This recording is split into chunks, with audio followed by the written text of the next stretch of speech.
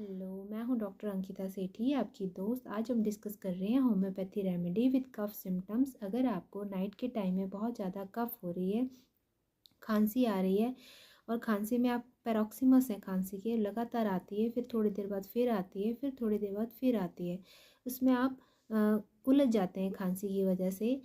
और work from exercise, कोई exercise करने के बाद आपको बहुत ज़्यादा खांसी आ रही है।